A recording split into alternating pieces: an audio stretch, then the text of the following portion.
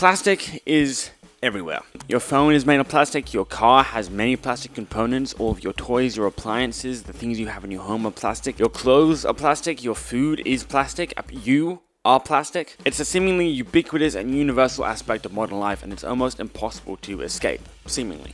And that is incredibly interesting to me.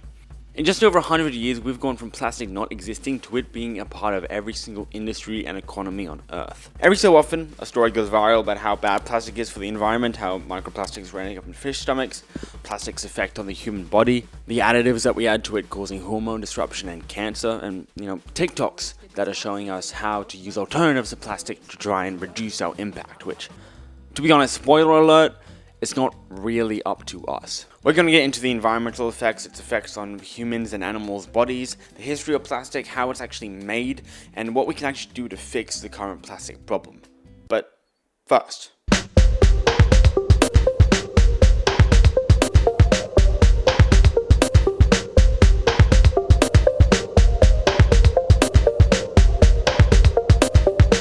this is a plastic container. You can get some form of this from pretty much any supermarket store or takeaway food shop in the entire world. It's made from polyethylene, which originates from crude oil or sometimes natural gas. There are lots of polymers in nature. The cell wall is a polymer, DNA is a polymer. Just any kind of repeating chain that you could think of, that's a polymer. The cool thing is humans figured out how to make fake polymers, synthetic polymers. I'm just going to use the word plastic because continually calling it a synthetic polymer is going to make me look like a complete douche. So when oil is extracted from the ground, it's taken to a furnace and heated to an incredibly high temperature, like hundreds of degrees. It's really fucking hot. We get things like kerosene and petrol from it, but also hydrocarbons like propane and ethane, which then get broken down further in those giant refinement plants that you probably saw in the 4-minute documentaries that you watched in science class when you tried to not fall asleep. I was there too, so. They get broken down in a process called cracking into the molecules ethylene, propylene, benzene, and butadiene, along with some others, like hydrogen is a byproduct of this process. Benzene is used as a binder to make things like medication and building materials. Butadiene is turned into a synthetic rubber for tires and the soles of shoes. Propylene and ethylene are the two other base chemicals or monomers that are almost used to make every single plastic that you interact with on a daily basis. They go through a process called polymerization. This is basically where, in the case of ethylene, the carbon bonds in the monomer are broken and then become unpaired. They are then rebonded thousands and thousands of times over to create a super long chain, which is called polyethylene, which in its raw state kind of just looks like a semi-translucent waxy thing. It's almost the same with every other kind of plastic. They then convert the material into plastic pellets, which then get shipped into manufacturing plants which melt them, and then they get shaped, molded, dyed, or transformed into really any kind of thing you want, like the plastic container that I'm holding in my hand, or the case of the camera that is recording this video right now. A lot of them go through a process called injection molding, which is where the plastic gets stretched and molded into some kind of cup or bottle. Think of like a 2-liter Coke bottle. It's a pretty crazy process, and just by looking into it, I was really amazed at how humans were even able to make this sort of thing. But how did we even come up with this? It's not like we looked at the weird oily black stuff that was coming out of the ground and thought, you know what, I want to make something out of this that can simultaneously hold my food scraps and kill sea turtles. Right?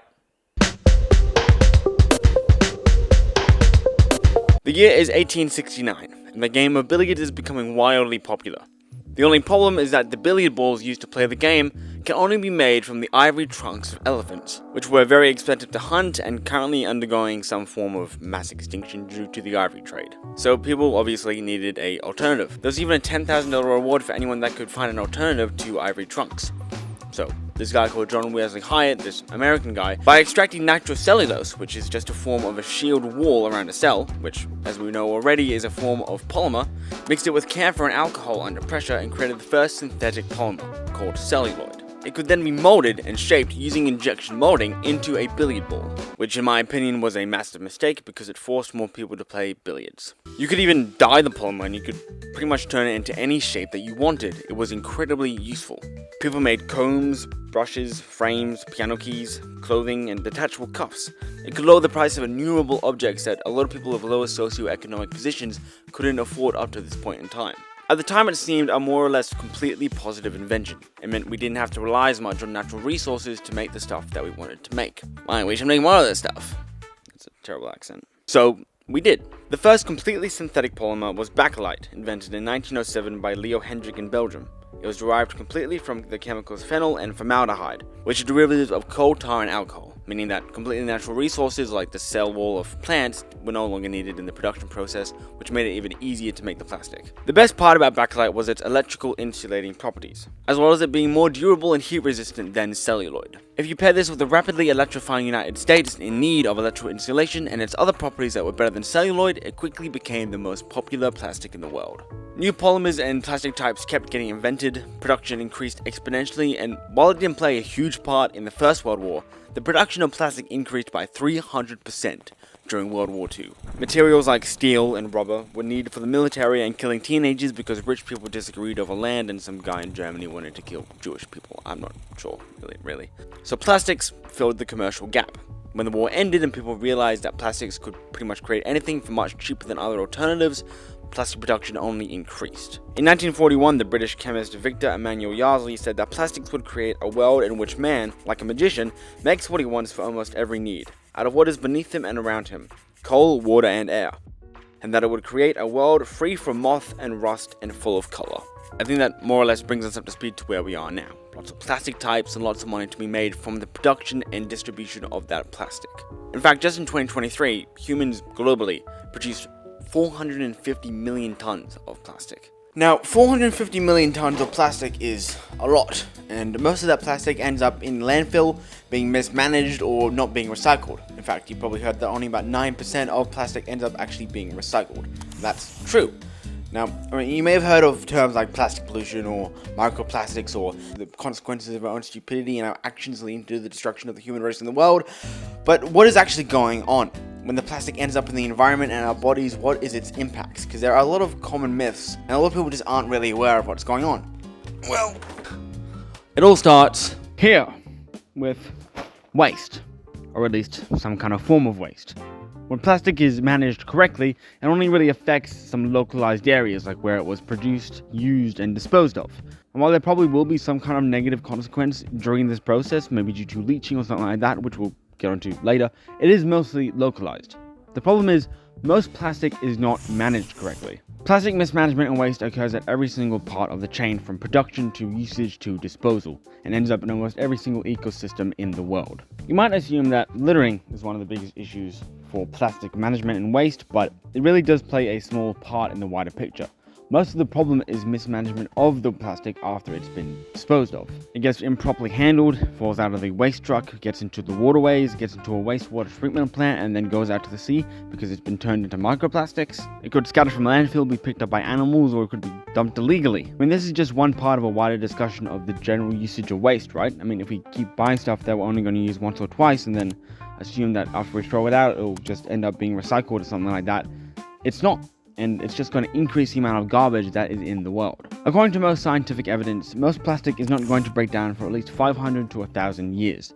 And there are some microorganisms that are able to eat plastic, but it's at very small rates and at very small amounts. Now you might think, gee, this could possibly, maybe, pose a health risk.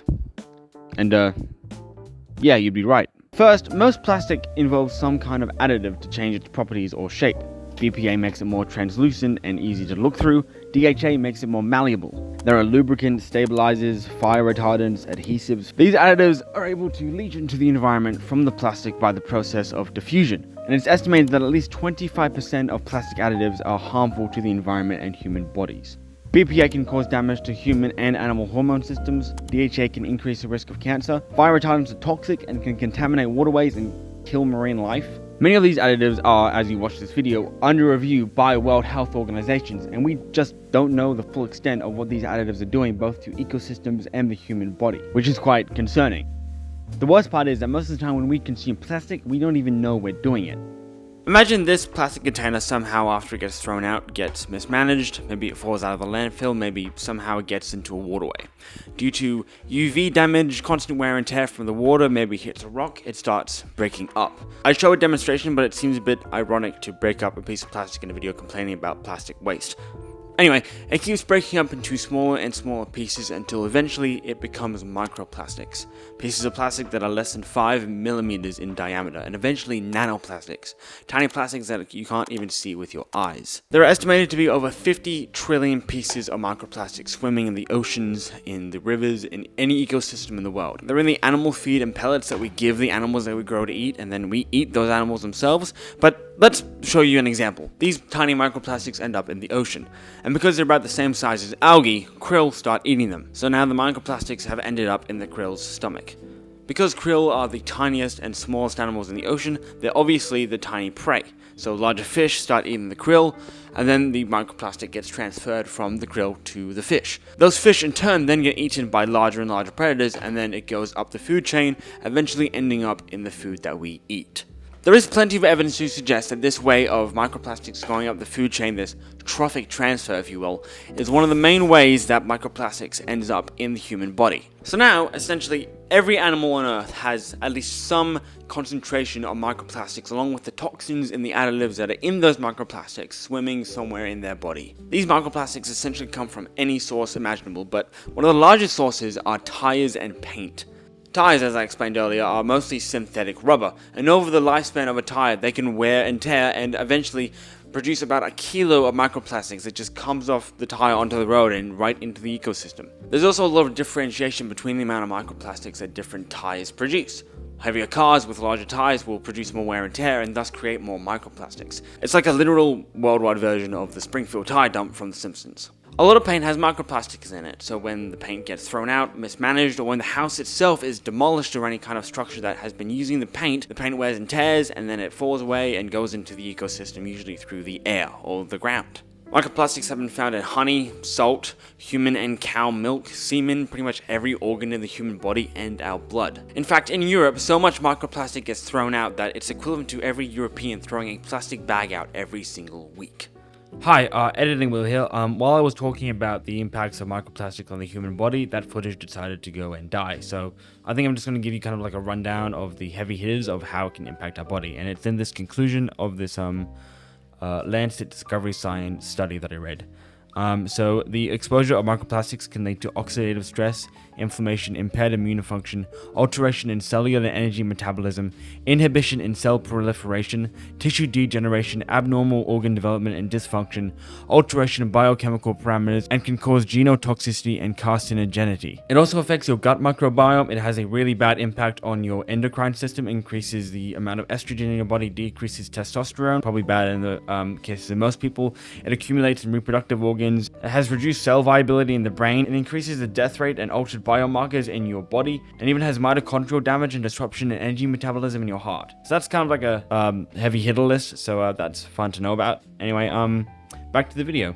And get this, concentrations of microplastics have been found to be 50% higher in preterm births than full-term births, which, while this is just a correlation, there is reasonable evidence to suggest that microplastics, or something in the microplastics, are causing children to be born earlier and possibly dying earlier. Now, more studies and tests need to be done to actually fully understand what microplastics are doing to our bodies and the environment, much with everything else in this topic. But from what we already know, it's not looking too good. Larger plastic waste like plastic sheets, wrappers, bags, trawl nets made of nylon in the ocean can cause immediate damage to larger marine and land animals. It can choke them if they consume it, it can block their sinuses and their nostrils, it can cut them and infect them, it can trap them, poison them, and this can happen in any ecosystem or habitat. It's not just in the ocean, it's not just in land, it's everywhere. What is interesting is that some animals actually utilize this plastic as a new habitat and essentially migrate there and just create a home with it. And there is a really good example that animals can adapt. And it also shows that maybe it isn't the best idea to get rid of all the plastic because it could end up causing a lot of issues. So that's a huge problem right there, but there is also the more immediate and visceral impact that it has directly on human beings. There are mega landfills around the world where hundreds of thousands of people work and live as garbage sorters or pickers, and a lot of them are children. As a direct result of rising temperatures and climate change, landfill fires are becoming more prevalent and exponentially more common. And because the additives in plastic and just waste in general can be incredibly toxic when burnt, the fires and the fumes that are coming from these landfills are going directly into the throats and bodies of human beings, especially children, and can cause incredibly adverse effects to both people and the environment. The mega landfills around New Delhi in India are literally overflowing with waste, while thousands of people try to walk through it and sort it, trying to find suitable plastic and metal to resell. These people only make about $3 to $4 per day and live, not even close to the poverty line. Now, we tend to think of plastic as recyclable, and as I said earlier, only about 9% of plastic actually ends up being recycled. And that's out of the percentage of plastic that can actually be recycled in the first place. Only 1/5 of ocean plastic can even be recycled. And it's an incredibly energy-intensive process, and sometimes it's not even worth it. Now, we are recycling more and more every single year, and we're finding ways to recycle more and more things, but the problem is, it just isn't keeping up to the exponential growth in plastic production, which, according to estimates from 2023, is set to double by 2050, along with the amount of additives and toxins that are found in that plastic. So what do we do about it?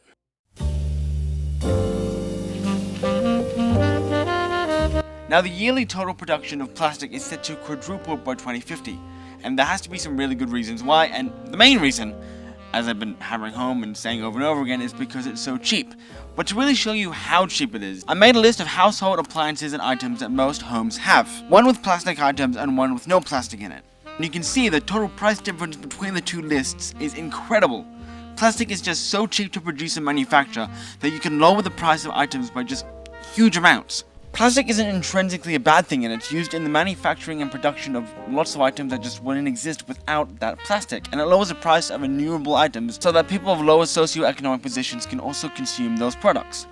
So there's that, but then there's also global lobbies, the fossil fuel industry, and all these massive groups that want to continue producing plastic at obscene levels and not try and find alternatives, of which there are quite a few. So what can we do about it? Well, we can reduce our consumption on a daily basis, and we can interact with plastic as little as possible. But the thing is, that is a small part. We have to collectively lobby companies and corporations and governments to mandate a reduction in plastic production and reduce and eliminate the use of plastic in as many industries as possible, or find alternatives. For instance, you can use cardboard in shipping instead of plastic, you can use celluloid instead of polyethylene, you can use sugarcane waste and polyitic acid, which are natural alternatives to cling wrap. You can use starch-based biodegradable plastics. I mean, you can literally even use mushrooms for packaging. There are alternatives that do exist. Now, they are generally more expensive than plastic, but the aim of this is not profit. It's to ensure that the world is less shit, and to make sure that the generations after us are inheriting a world that isn't entirely destroyed.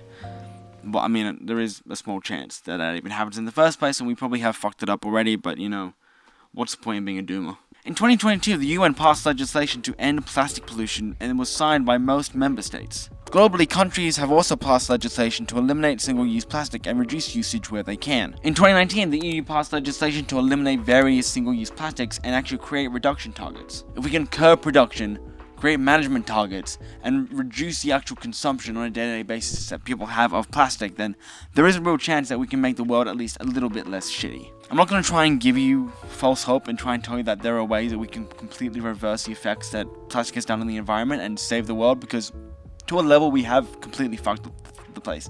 But if we continue along the path that we're on now, it will only create a worse problem. If you like this video, please like and subscribe. Comment if there's something you want to add. I really like when the comment sections are actually discussions. I want to try and make more videos like this, hopefully on a more regular basis, because I think they're really enjoyable to make, and I really like sharing useful information and trying to make a difference, rather than just like screaming at people on Twitter. I have put a reading list in the description with various studies and videos if you want to dive deeper into this topic, and as always, have a great day.